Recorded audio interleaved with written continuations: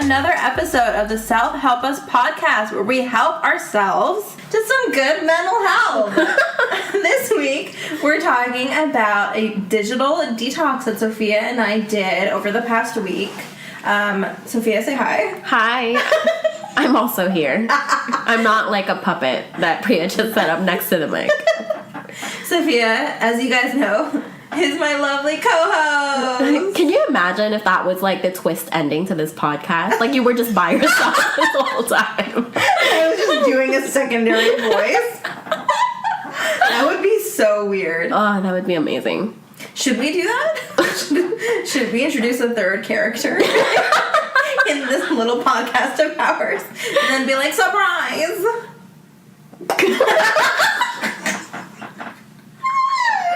Okay. We cannot find it today. Yeah, we cannot. We're just a mess. Not professional today. Sorry, guys. Should we do a little ketchup corner? Sure, go ahead. A little ketchup and mustard corner. Condiment corner. So on the last episode, I was talking to you guys about CBD and how it really helped with my wrist. And so Sophia was like, saying that maybe it was like the icing that helped with the pain more than the CBD. So I tried it again. Icing like ice, not cake icing. Yes, the icing with like actual ice on my wrist. Like frozen water, yeah. No, I just went to the store and I got like icing and then I iced my wrist. Little rosette pattern. It was so cute. So I tried it again the next night. And basically, the CBD helped so much. So I had been icing it for like a couple hours on and off, and then I took CBD, and literally an hour later, my pain was completely gone. It was fucking bonkers. Like it worked as well, if not better, than ibuprofen, and like it's so much better for your system than ibuprofen. So I think going forward, CBD is going to be my go-to way of just like alleviating pain and inflammation more than like an ibuprofen pill would be. So that was really cool. And I wanted to share that with you guys in case you were still on the fence about it. But definitely try it out. Definitely try it out if you can. Yeah, I agree. And you don't have your mitten anymore, so I believe you. Yeah, my wrist is completely better now. So yeah, it's just naked. It's just a naked wrist. Maybe I should put some icing on it. Not so naked. We'll dress it up a little. That sounds like a Victorian porn blog. Oh my god. If anyone knows of a good Victorian porn blog, let us know. The naked wrist, the naked ankle. The naked ankle. That salacious ankle bone right above your foot. Okay, if anyone knows of a good one, send it to us. We've got to know more about this. I think this might be my new niche interest. Just looking at Victorian porn. An ankle here. A wrist there. A collarbone there. A décolleté. Oh, fancy. Basically just normal body parts in non-sexual settings is Victorian porn. Okay, I'm not sure we're going to be able to use any part of this thing recorded so far. I don't know where we're at today. No, yeah, our minds are all over the place. Let's just keep focused. Do you have anything for the condiment corner? It's the ketchup corner, ketchup and mustard, condiment corner. Sure. That's where I am today. I'm here to like support you but not enable you. So how have you been? I'm great. Like yeah. After the digital detox, I'm actually feeling really well. Me too. Yeah. So actually, I wanted to go over the rules that we set up for ourselves because we went over different rules. Yeah, and I think that's one thing that I really liked about doing this digital detox is that we had not completely different, but different enough sets of rules. So we had different experiences, but I think that we just adjusted the rules for our own lifestyles, and it totally worked for us. So like a lot of the times you'll see like digital detox rules online or whatever, and they're like hard and fast rules, but don't feel pressure to like adhere to certain rules if it doesn't fit with your lifestyle, because that's just not going to help you. You know, you have to make it so it works for you in all areas of your life. Okay, so my rules were make my phone display black and white. I can tell you guys how to do this later. So no color at all. So it's like, functional, but not overly appealing like it usually is. Get an actual alarm clock because my phone is usually the first thing I touch in the morning because that's where my alarm is. And then it gets me on the treadmill of like, oh, I have to check this, I have to check that. And then before you know it, I'm on there for hours. Yeah, before you know it, you're still in bed and it's 30 minutes later. Yeah, exactly. So get an actual alarm clock. And the alarm clock I got was very basic 90s alarm clock. Like it doesn't even have a radio. What? And I didn't realize that the sound was so loud. How loud was it? It was like, yeah. Ew. I mean, it does the job, so it's Is fine. that like your prefer? Like, I like to have a little tune in the morning to get up to, or like something that's nice because like I feel like if I wake up to an alarm, then I would just like wake up in like a state of panic, and it would just set the wrong tone for my day. Did you find that at all? Well, I'm a very light sleeper. Like, the Cricket's ringtone with the iPhone. I can wake up to that. Wow. Yeah. So, do you think it affected you poorly? That now your alarm is screaming at you? Well, at first it was like, that's not necessary. This is completely unnecessary. It's over the top. Yeah, but now I just like wake up real quick and I turn it off, and then I'm actually good for the day. Yeah. And again, like my not touching my phone has had a huge impact. So those are the 2 rules so far: black and white display and an alarm clock. We both downloaded an app called Moment, which tracks your screen time. My phone always has to be silent. Set aside specific times to check your phone. And I can't be on my phone after I've woken up unless I've done one thing before. So like taking my vitamins, going up to pee, having breakfast, something like that. If I need to access something like Netflix, YouTube, I have to do it on my laptop, on the TV, or on my iPad, which is an iPad 1, which can't even have data on it. So safe. Yeah. No Spotify or Pandora. Podcasts are okay. I can use the browser only for research purposes. No phone or computer an hour before bed. I can't use it while walking or in any sort of transportation except for podcasts, but it just has to be asleep, the phone. So basically screen free, but you can like use it. So it's like passive use. Yeah, but only for podcasts. Right. Not for anything else. Only essential apps that I put on the first page, and those are the only apps I can use for that week. And that's it. What about you? So, and I did this for 7 days. Oh yeah, we each did it for multiple days in a row. So how many days did you do it? So we fully immersed ourselves in the experience is what we're trying to say. I did mine for 5 days. Okay. Yeah. So my digital detox guidelines were no social media at all. So no Facebook, Instagram, or Twitter.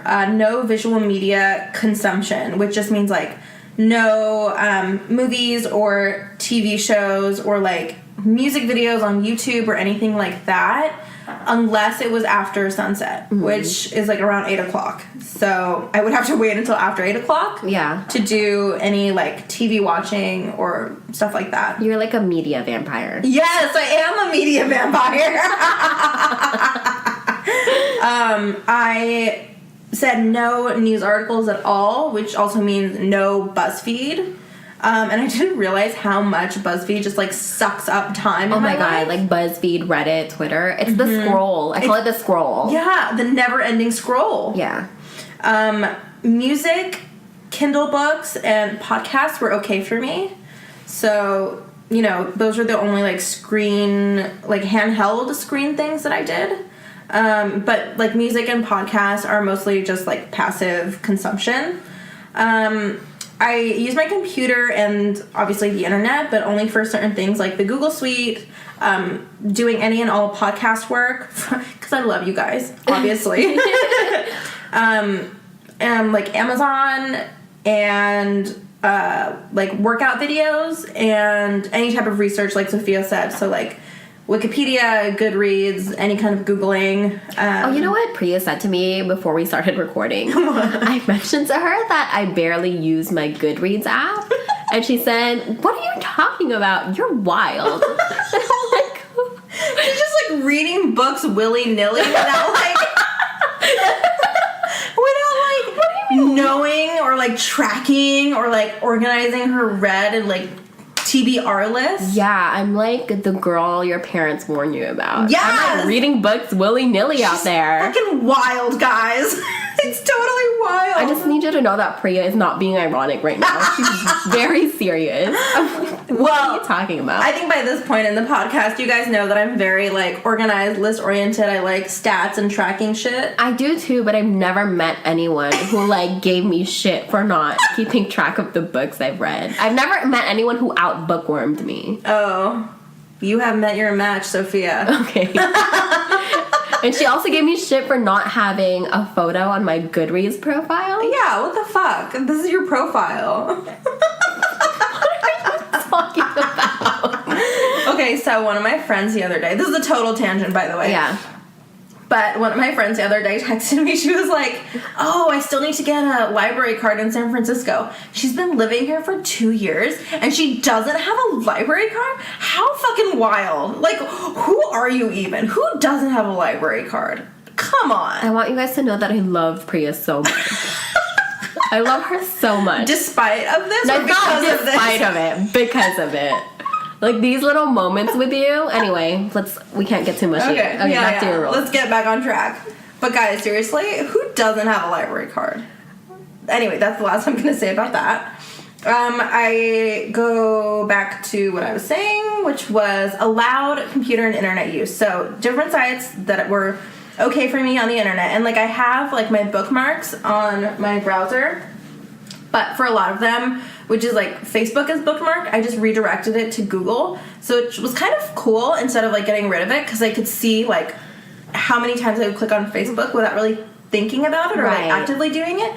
And then when Google popped up, I'd be like, oh, what? And then I'd be like, oh yeah, shit, I just clicked on Facebook to fill time. And one of the things Moment does is it also measures how much you pick up your phone. So you pick it up and the screen lights up. Mm-hmm. Even if you don't open it, it measures that and it tells you how many pickups per day. Yeah. Other things that I used on my computer were just like the messages apps for texting, and my like to-do list stuff, Spotify, and like GarageBand. And on my phone, I basically didn't really use anything. I just had like a camera photos thing, which I thought was fine, because I'm not like taking pictures of like shit just to like fill time. Of Victorian wrists. Victorian wrists and what was the other one? Ankles and décolletés. I can never remember how to say that, so I'm like, I hope she says it. A little neck action.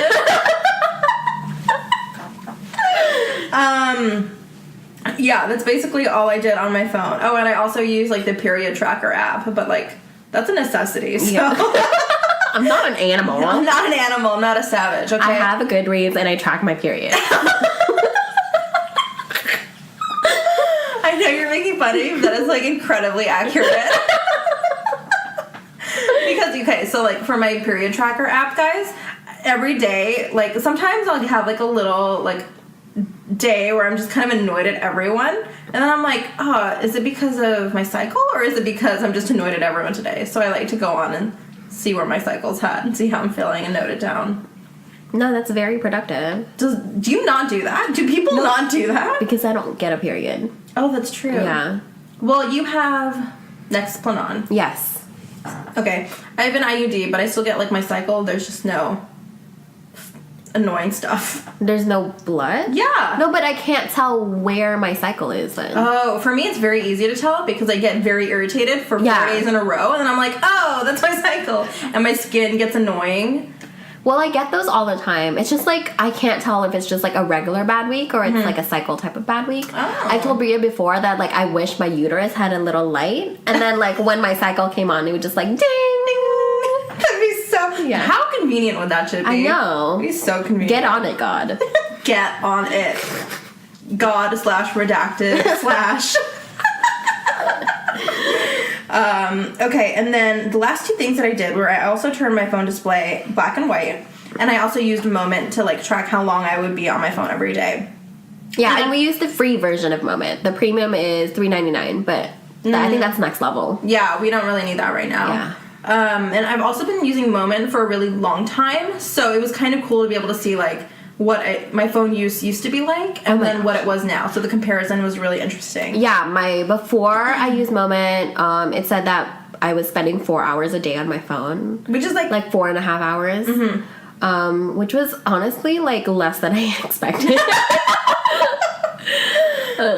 And what about you? So before, I was using probably up to 5 hours a day on my phone, somewhere between like 3.5 to 5 hours a day. Yeah. And then during the like digital detox portion of like my moment history, it was like less than 1 hour, if that, every single day, because I would just be using it like if I needed to take a lift and like tracking my lift and stuff like that. I think one day it went all the way down to like 12 minutes. I only used my phone for 12 minutes, which was fucking awesome. Yeah, mine went down to 19 minutes, and at most I spent an hour and 44 minutes. And I don't have a Mac like Priya, so I can't like lean on those other apps and have them on my Mac, so I just always had to use my iPhone for certain things. Yeah, like texting and all that stuff. Yeah, so it was actually really nice to spend all that time away from it, and I found myself kind of getting competitive with myself, like oh, like 19 minutes? Like, what if I can do 18 tomorrow? You're like I can do better than that. Yeah, it was so irrational. And actually,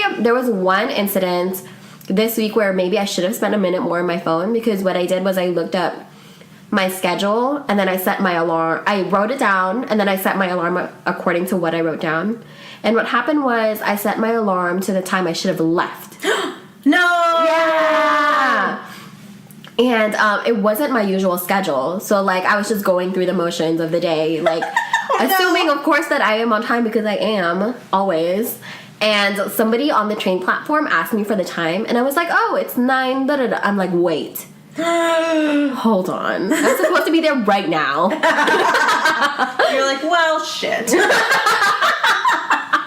Do you ever have those days where you're just like, well, this might as well happen? Sure, why not get drenched by water by, like, a bus just, like, driving by me? Yeah. Like, puddle water. Why not? Well, now my boss's new nickname for me is Sleeping Beauty.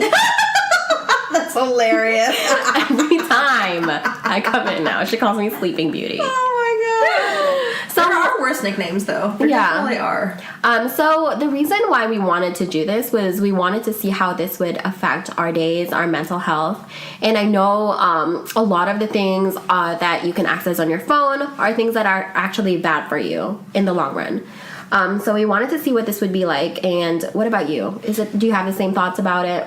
Well, yeah, exactly what you said, but also I really...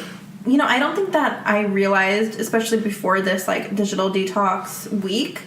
And I also, just side note, like, I don't want to call it a challenge, because that just feels, like, unnecessarily aggressive. Yeah.